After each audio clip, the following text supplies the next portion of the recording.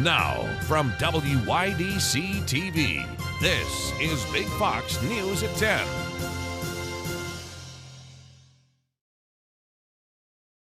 Good evening, I'm Anna Manuel. The Bradford Central School District is looking for a new mascot, and they want the public's help. Our Sonia Ellison talked to people around town about this makeover and what they would like to see the new mascot be. I think it's all politics. Bradford Central School District's mascot has always been the Bradford Braves, but they must now refrain from referencing Native American cultures based on a new guideline passed by the State Board of Regents. Schools have until June 2025 to comply. I think it should be up to the communities and not somebody in Albany telling everybody what they have to do. Glenn is a local who has indigenous ancestry. Most other locals agree. The word Braves doesn't necessarily mean Indian culture. It could mean anything. That word doesn't necessarily imply a Native American origin. There's other cultures around the world that they're people who did the fighting, the protecting. Their words for either translated to warrior or brave. It doesn't necessarily mean it's a indigenous stereotype or anything like that. It's just a name. Bradford Central School District created an online survey to get feedback from the community on what the new mascot should be and why. Bradford also established a mascot steering committee made up of staff and students. Superintendent John Marshall told Big Fox suggestions will be made, then narrowed down before a final decision is made, possibly through a physical vote. As the Dundee Scots, the two schools have joined their sports programs together. So I think the Brave Scots. Any signs with Native American imagery or the old Braves name will be replaced. The survey can be found on the Bradford Central School District's Facebook page. Sonia Ellison, Big Fox News, Bradford.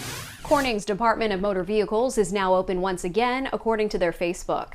The Corning DMV was closed Monday, Tuesday, and Wednesday due to illness at that office.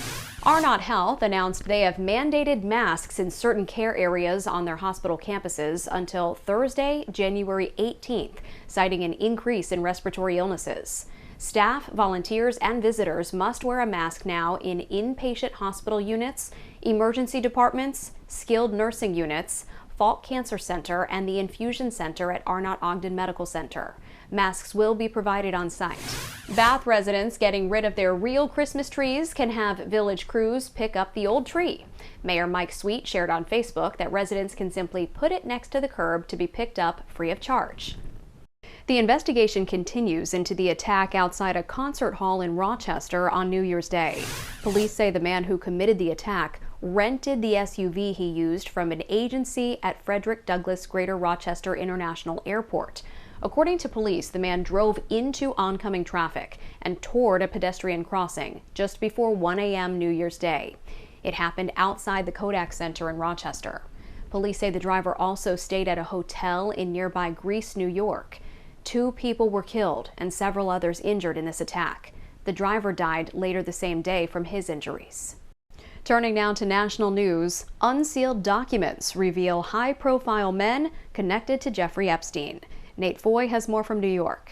A lot of these people have denied the allegations. Former presidents and a British prince are among those named in newly unsealed court documents that give more insight into the world of convicted sex offender Jeffrey Epstein. The previously sealed documents, made public Wednesday, are related to a lawsuit filed back in 2015 against Epstein's accomplice, Ghislaine Maxwell. While being mentioned in the documents is not an indication of wrongdoing, it does make many consider the relationships Epstein had with some of the world's most famous men. The question here is, what were all of these powerful people doing in this very sordid world? Mentioned nearly 50 times in the documents, former President Bill Clinton. In a deposition, Epstein accuser Joanna Sjoberg was asked, quote, "Did Jeffrey Epstein ever talk to you about Bill Clinton?" She replied, quote, "He said one time that Clinton likes them young," referring to girls. Former President Donald Trump is also mentioned in the documents, with Sjoberg claiming Epstein took her to Trump's casino in Atlantic City. While neither president is accused of any wrongdoing, Britain's Prince Andrew is accused of having sex with minors matters in the documents. One of Epstein's victims settled a lawsuit with the prince, who denies all wrongdoing back in 2022. Hopefully more documents will be released and we'll have better insight into what happened,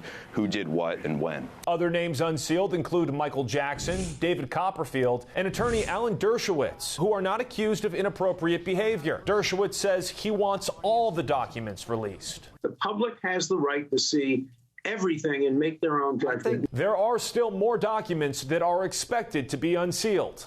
In New York, Nate Foy, Fox News. Former President Donald Trump is now asking the U.S. Supreme Court to overturn an effort in Colorado to strike him from that state's primary ballot.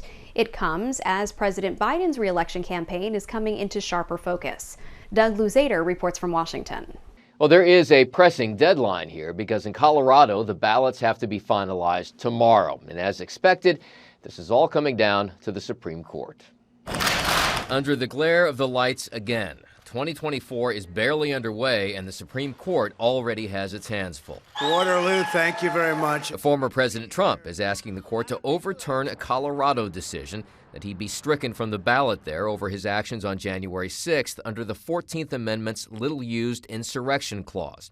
In the appeal, his legal team says the decision would unconstitutionally disenfranchise millions of voters in Colorado and likely be used as a template to disenfranchise tens of millions of voters nationwide.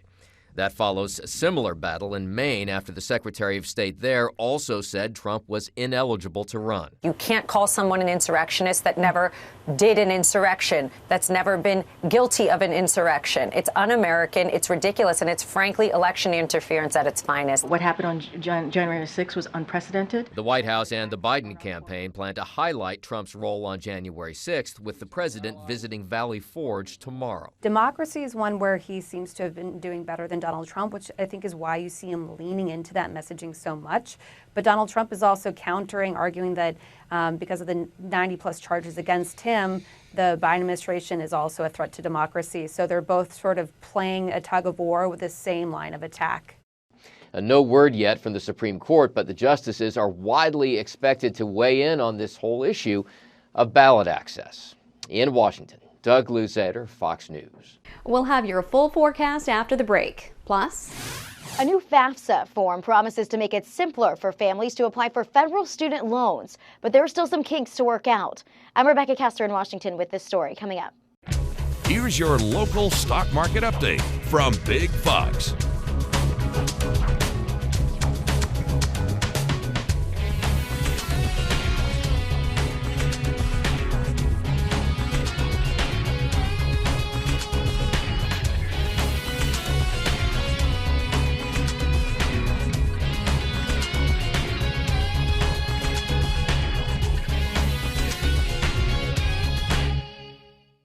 Now, your Twin Tiers forecast from Big Fox. Good evening. We did start off our day with that quick burst of some snow showers, but then saw that quick returning sunshine. However, it was a bit brisk with some gusty northerly winds. And with that clearing and northerly wind, tonight we are watching our low temperatures fall within the teens, which is very near normal for this time of the year, which our Friday is going to be a near normal winter day with that sunshine. And you'll want to enjoy it because what we're going to see is an active weather pattern pushing its way across much of the eastern portion of the United States. And we are going to fall within that active weather. Now, the first storm is going to be pushing in Saturday night. This is looking to be a mostly snow event. If anything, it should stay all snowfall for the area. There's a little bit of timing that we'll need to watch for, but outside of that, what we'll be watching with that first storm is mainly just that snowfall accumulation. Second storm that is going to arrive by Tuesday is going to bring a bit more variabilities with it as we're tracking snow, rain, and wind. So a little bit more of some fine tuning that we need to do with that storm. But we still have a few more hours and days before we get to these systems. As mentioned, our Friday is going to be quiet. So enjoy the day with some sunshine and plan if you are maybe doing some traveling this weekend, be prepared for this storm that is not only going to bring impacts locally, but across much of the Northeast. So a sunny day with a high of about 36 degrees, light and variable winds, as we will get a little bit of a southerly wind as that next system slides in. We'll see that as we roll through our forecast, it's pretty boring. All that we see is that we have some sunshine there through the daytime.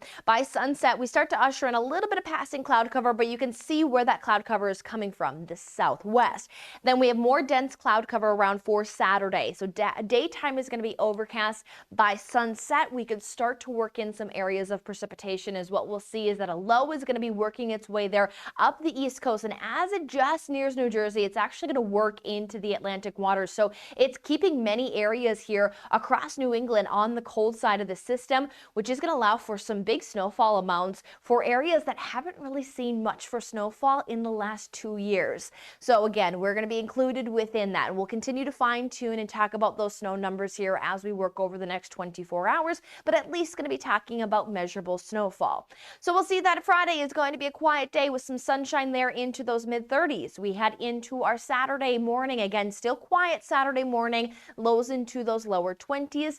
Daytime Saturday, overcast skies, snow showers will increase by the end of the day, and then we'll look at accumulating snowfall to last as we head into that Sunday forecast. We'll see snow showers and bring in some peaks of sunshine into our Monday, and then Monday is going to be preparation day for this next storm, as we'll see that it has some very strong winds that are going to bring temperatures even into those mid-40s, which will bring us several different precipitation types. So make sure to stay tuned for updates.